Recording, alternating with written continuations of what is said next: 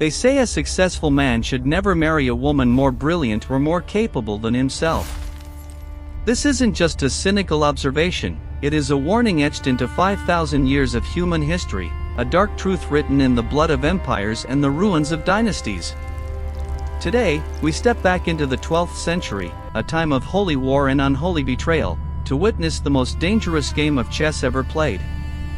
This is the story of the Second Crusade, where the quest for heaven was buried under the weight of human ego, and where the most powerful woman in the world tore a hole through the map of Europe that wouldn't heal for centuries. The echoes of the First Crusade still lingered, a miraculous, blood-soaked victory that saw the ragtag armies of the West liberate Jerusalem. They had established 4 Crusader states, carved out of the heart of the Levant. But success breeds complacency, and complacency invites the shadow. In the mid-1100s, the first domino fell. Edessa, the weakest and most isolated of the Crusader states, was swallowed whole by a rising tide of Islamic unification. The news hit Europe like a thunderclap. The House of God was being dismantled. The Pope issued a desperate call for a Second Crusade, but this time, it wouldn't be led by minor lords and poor knights. This time, the kings themselves would take the cross. Enter Louis VII of France, a man more suited for a monastery than a throne. Louis was pious, gentle, and perhaps a bit too soft for the crown he wore. He was married to Eleanor of Aquitaine, a woman whose beauty was matched only by her terrifying intellect and vast wealth. Eleanor didn't just bring a dowry, she brought half of France. She was richer than the king, smarter than the king, and she knew it. When Louis set off for the Holy Land, Eleanor didn't stay behind to pray. She insisted on going with him. She brought 300 ladies-in-waiting, all dressed as Amazons, riding horses, and carrying bows. To the pious Louis, this was a mission for God. To Eleanor, it was an escape from a boring marriage into the theater of world power. The journey was a descent into a nightmare. They joined forces with Conrad III of Germany, who led an army of 50,000. But the kings were arrogant. They marched their heavy cavalry through the sun-scorched mountains of Asia Minor in the middle of summer. Armor became a furnace, thirst became a slow death. The Seljuk Turks, light on their feet and masters of the horsebow, didn't fight them head-on. They picked them apart, arrow by arrow, shadow by shadow. By the time the German and French armies reached the Crusader capital of Antioch, more than half of their men were dead, not from glorious battle, but from heat, disease, and the stinging rain of Turkish arrows. It was in Antioch that the marriage of the king and queen finally shattered. Eleanor's uncle, Raymond, was the Prince of Antioch, and he was everything Louis was not: tall, charismatic, and a brilliant strategist. Rumors began to swirl in the camp, dark whispers that Eleanor was closer to her uncle than any niece should be. Whether it was true or just a weapon used to humble a powerful woman, the damage was done. Louis, consumed by a cold, quiet rage, ordered his wife to leave with him. Eleanor refused. She looked her king in the eye and told him their marriage was void in the eyes of God because they were too closely related. She was done with him. Louis had to have his own soldiers seize his queen in the middle of the night and drag her along as they marched toward Jerusalem. The military campaign that followed was a masterclass in incompetence. The Crusaders decided to lay siege to Damascus. The only problem? Damascus was their only Muslim ally in the region. The city was a rival to the very people who had taken Edessa. By attacking Damascus, Louis and Conrad forced their allies into the arms of their enemies. It was a strategic suicide. As the Crusader army sat outside the walls of Damascus, parched and disorganized, the unified forces of the Islamic world arrived and crushed them. The Second Crusade ended not with a bang, but with a humiliated retreat. The kings went home with their tails between their legs, leaving the Holy Land more vulnerable than they found it. Back in France, the divorce was finalized. Louis got his freedom, but he lost Aquitaine. Within 8 weeks, Eleanor married the young, vibrant Henry II of England.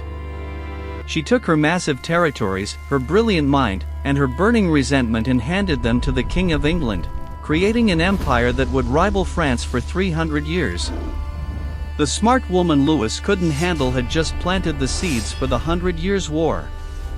While the European kings were bickering, a new sun was rising in the east. His name was Saladin. He was a Kurd, a man of profound discipline and vision. He didn't just want to fight the Crusaders, he wanted to unify the fractured world of Islam.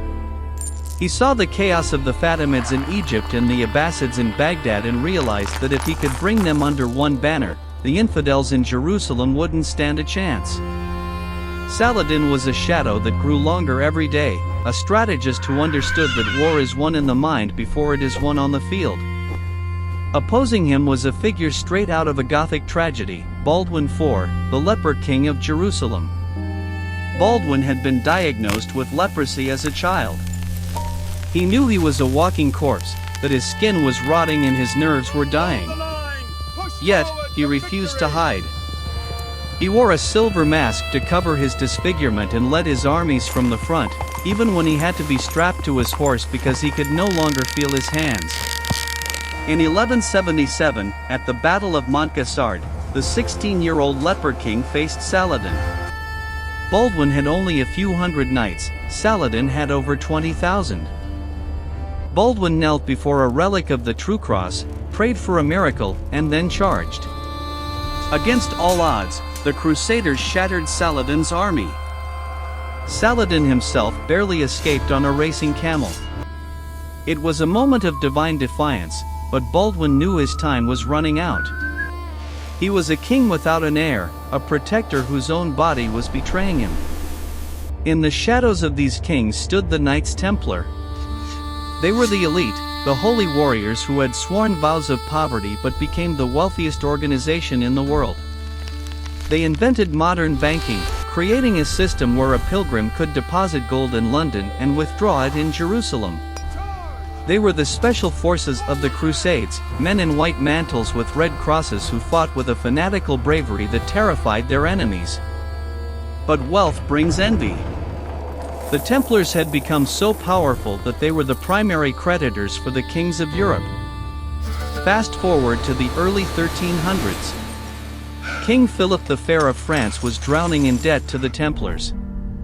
He couldn't pay them back, so he decided to erase the debt by erasing the creditors.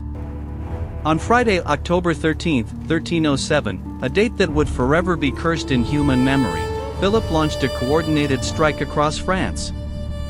Thousands of Templars were arrested in a single night. They were thrown into dungeons and subjected to horrific tortures. They were accused of the unthinkable, spitting on the cross, worshipping idols, and engaging in dark rituals. Under the rack and the flame, many confessed to lies just to make the pain stop. The Grandmaster of the Templars, Jacques de Molay, was kept in a cell for 7 years before being brought out to be burned at the stake on an island in the Seine. As the flames licked at his feet, he didn't scream for mercy. He issued a curse. He summoned King Philip and the Pope to meet him before the judgment seat of God within a year. Within months, both the king and the Pope were dead. The Templars were gone, their treasure vanished into legend, leaving behind only the whispered secrets of their rise and fall. The tragedy of the 12th century is a cycle of ego and missed opportunities. We see Louis VII, a man blinded by his own piety and intimidated by his wife's strength. We see Eleanor, a woman whose ambition reshaped the borders of Europe out of spite. We see the Leper King, a dying boy holding back the tide of history through sheer force of will. And we see Saladin, the patient predator waiting for the inevitable decay of his enemies. Jerusalem remained the heart of the conflict, a city made of stone and myth that acted as a magnet for the world's bloodiest ambitions. After Baldwin IV died, the Crusader leadership fell into the hands of fools and hotheads. They abandoned the cautious strategy that had kept them alive and marched into a trap at the horns of Hattin. In the blistering heat, without water, the Crusader army was annihilated by Saladin. The true cross was captured, and Jerusalem fell. The bells of Europe tolled in mourning, and the stage was set for the Third Crusade, where Richard the Lionheart would attempt to reclaim what was lost. History isn't just a list of dates, it's a series of warnings. It tells us that power is fragile, that betrayal is often found in the person sitting next to you on the throne, and that the greatest empires are often brought down by the smallest human failings. The Crusaders thought they were fighting for the soul of the world, but they were often just fighting their own shadows. They left behind cathedrals, fortresses, and a legacy of conflict that still resonates in the deserts of the Middle East today.